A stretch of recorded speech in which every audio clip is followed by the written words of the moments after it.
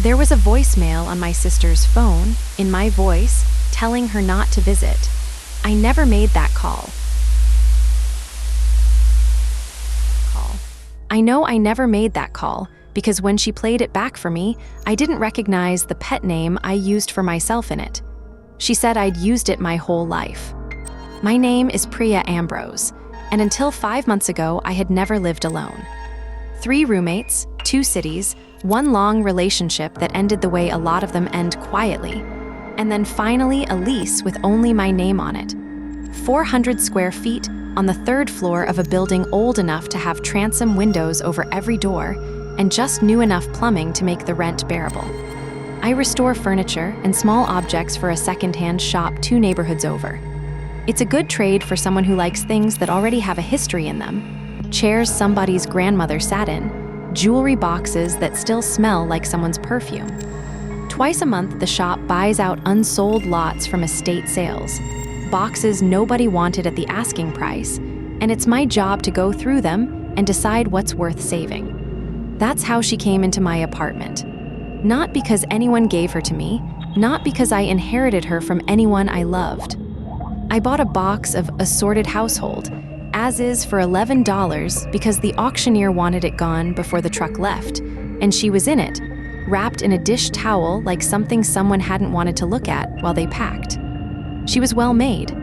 That was the first thing I noticed professionally before I noticed anything else. A bisque head, a cloth body, glass eyes, and a traveling dress in a gray-green that had probably once been closer to sage. The wig was real hair, cropped unevenly at the collar, like it had been cut from someone's head rather than woven for a doll's. One eye sat very slightly larger in its socket than the other, enough to make her expression shift depending on the angle you looked from her, which happens sometimes with old glass eyes, a trick of hand-blown irregularity, nothing more. There was no maker's mark I could find, no manufacturer's stamp on the shoulder plate where you'd expect one. What she had instead, and what I kept coming back to while I cleaned her, was a face that didn't read as sculpted so much as remembered. The kind of almost right asymmetry you get when someone draws a portrait of a person from a description instead of from a photograph. Close, but built from someone's memory of a face rather than the face itself. I set her on the shelf across from my workbench, meaning to research her properly before the shop's next intake day. I didn't get that far, not that night.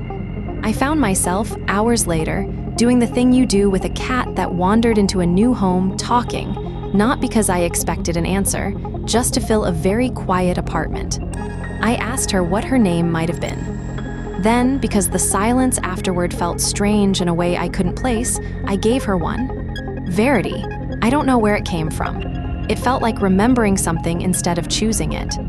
The first thing I lost was small enough that I laughed about it at the time. My coworker asked me the name of the street I grew up on, a form for a background check, nothing more, and I opened my mouth to answer and nothing came. Not slow to recall. Gone, the way a word can be gone from your mouth for a second, except it didn't come back in a second or an hour. I had to call my mother and ask her. She laughed at first, sure I was setting up a joke.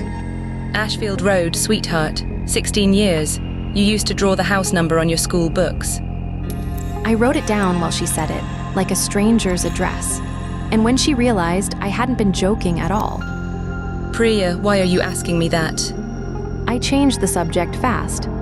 I told myself it was stress.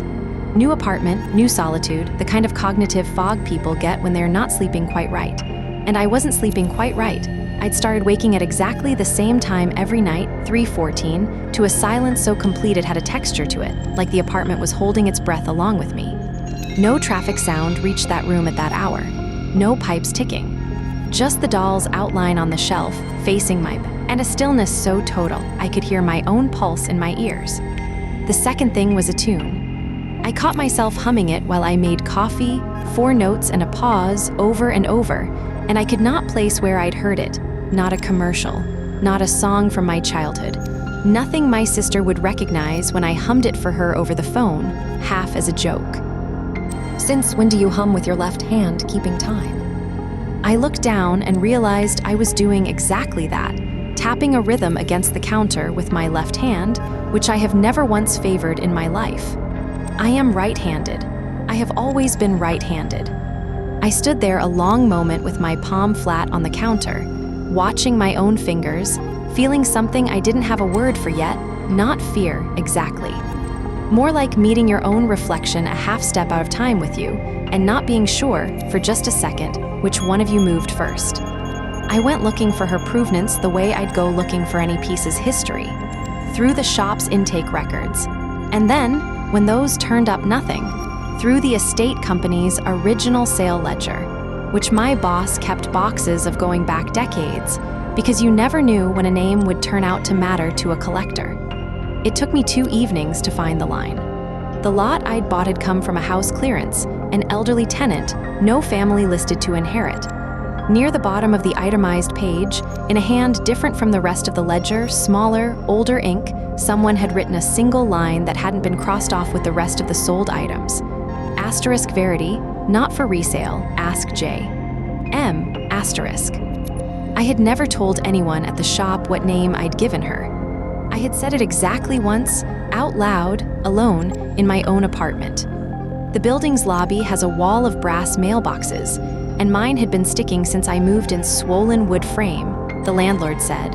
Nothing to worry about.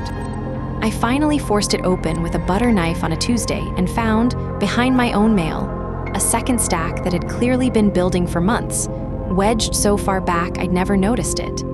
Letters addressed to a name I didn't recognize, at my apartment number, postmarked across almost a year. Most were the ordinary detritus of somebody's abandoned life. A dental reminder, an expired coupon booklet, a birthday card that had never been opened, still sealed, from someone signing themselves only, your sister.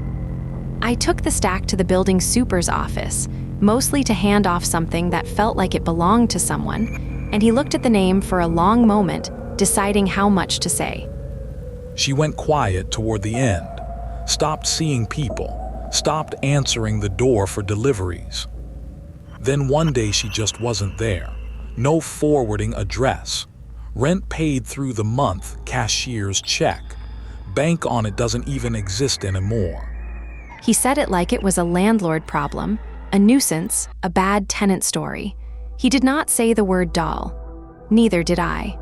But I noticed, on my way out, that his hand had gone very still on the stack of letters, like he didn't want to be the one still holding them when he finished talking.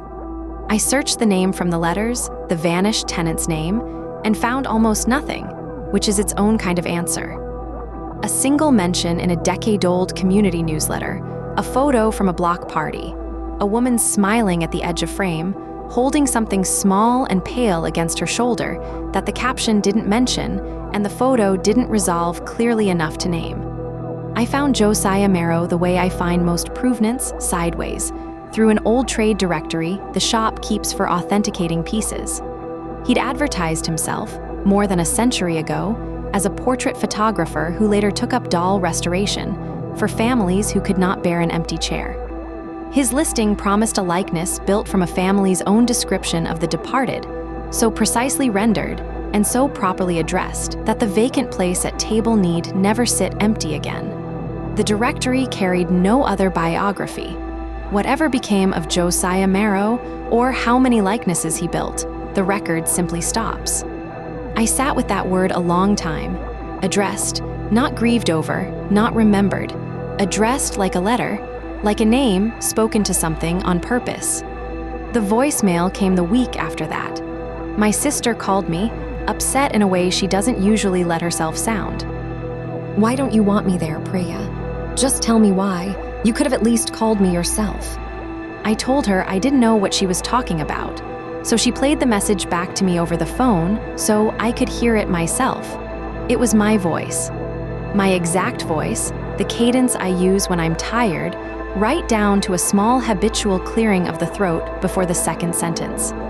It used the pet name our mother gave me as a child, when I haven't gone by outside that house in 20 years, one I would never have used with my sister as an adult, because we'd both quietly agreed, without ever saying so, that we'd outgrown it.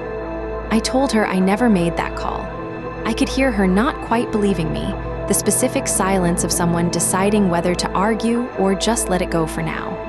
After we hung up, I played the message again myself, from her phone, forwarded to mine. Underneath my own voice, so faint I might have imagined it, there was a second voice saying the same words a half beat behind. Quiet this year. Just us. My pitch, my throat clear, arriving just slightly late, like an answer rehearsing itself before it's asked the question. I came home 2 nights later to find my own furniture rearranged. Not ransacked, arranged, deliberately, the reading chair turned to face the window instead of the room. A side table moved to hold a lamp at a specific angle, the whole layout matching, with an exactness that made my scalp prickle, an old photograph I did not remember owning that had turned up tucked into my own desk drawer. A woman's apartment, decades out of style, furniture in that exact configuration, a chair facing a window instead of company. I have no memory of moving anything.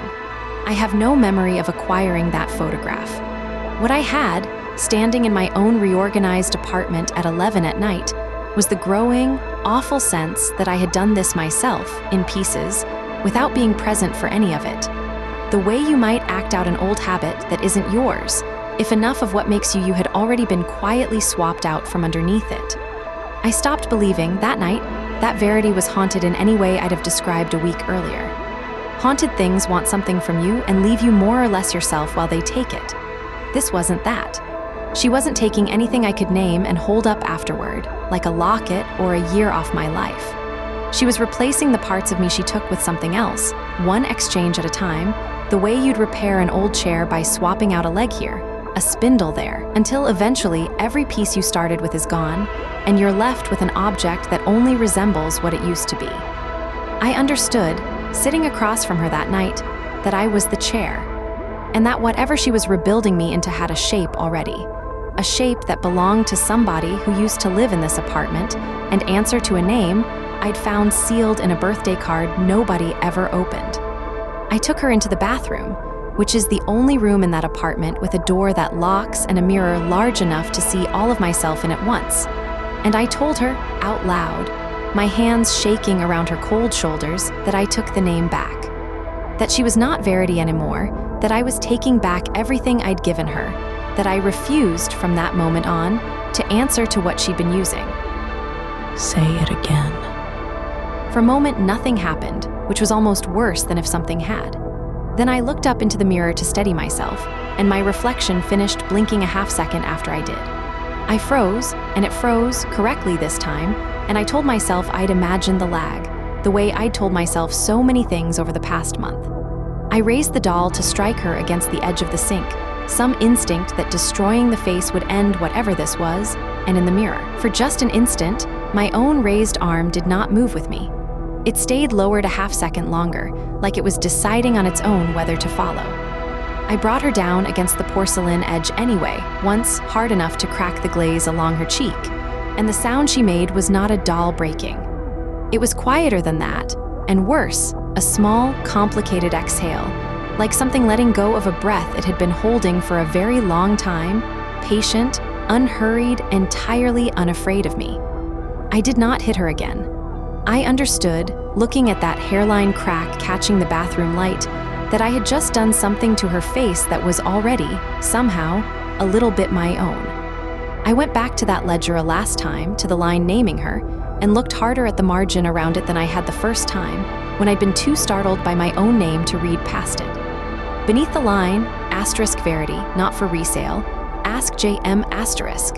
Someone, in the same later, hastier hand that had written the warning about the letters, had added 3 more lines, pressed into the paper so hard the pen had nearly torn through. She does not need grief, the note said.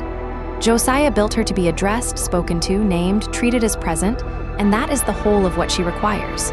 Whoever names her, she keeps in small pieces for as long as they keep speaking to her. A memory here, a gesture there, borrowed so gradually the borrower mistakes the loss for stress, for age, for an ordinary bad month. She does not stop until there is nothing original left to keep, and then she goes looking, through whatever reaches her, a letter, a phone, a mailbox, a voice that still half remembers being someone for the next name to answer to. Destroying her face does not undo an exchange already made. It only proves to her that you understand the game is real, which she takes, the note said, almost as a compliment. I sat with the doll's cracked cheek turned toward me under the desk lamp and understood that I did not know anymore, with any real confidence, how much of what I called my memory of the last 5 months was actually mine. I wrapped her the way I'd found her, in an old towel, sealed inside a lockbox meant for documents, and put the lockbox on the highest shelf of my hallway closet, behind winter coats I don't often wear. I did not speak to her while I did it. I did not say the name, not once, though it sat in my throat the whole time, heavy and familiar, wanting out the way a habit wants out long after you've decided to break it. I called my sister that night and told her, carefully, not to use the pet name anymore, not even as a joke, and not to worry if I sounded a little different for a while. She asked if I was all right in a voice that made it clear she'd been wanting to ask that for weeks. I told her I would be. I did not tell her that I wasn't sure I was a fully reliable word anymore, or that the apartment that night was quiet in the ordinary way again for the first time in a month, no listening quality to it, no held breath. Just an empty closet shelf and a name I was determined never to say out loud again. I moved 4 months later, a different city, a fresh lease with only my name on it again, though by then I'd started to notice how carefully I had to check, some mornings, that the name still fit the way it used to. Small things kept sanding down at the edges. A street I grew up on that I had to look up rather than remember. A left hand that still, sometimes, kept time on its own. My sister called on a Sunday, the way she always does, and somewhere in the ordinary business of catching up, she used the old pet name, easily, warmly, the way she used to before I asked her to stop. Asked you to? When did you ever ask me to stop? You've loved that name your whole life. I asked her before I could stop myself to say it again. And then I asked her, quietly, to remind me what street we grew up on, because for just a moment, standing at my new window with my own faint reflection in the dark glass beside me, I couldn't find it. Ashfield Road.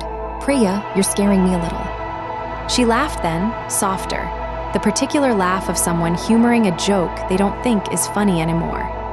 I laughed with her. I don't know some days whether I'm laughing because I remember the joke, or because laughing is one of the pieces of me that's still mine to use. She keeps asking me who I used to be. I keep telling her whoever she wants. Whoever she wants. If somebody ever hands you something with a face and asks you to give it a name, don't. And if you want to know what happened to the doll after that, stay close.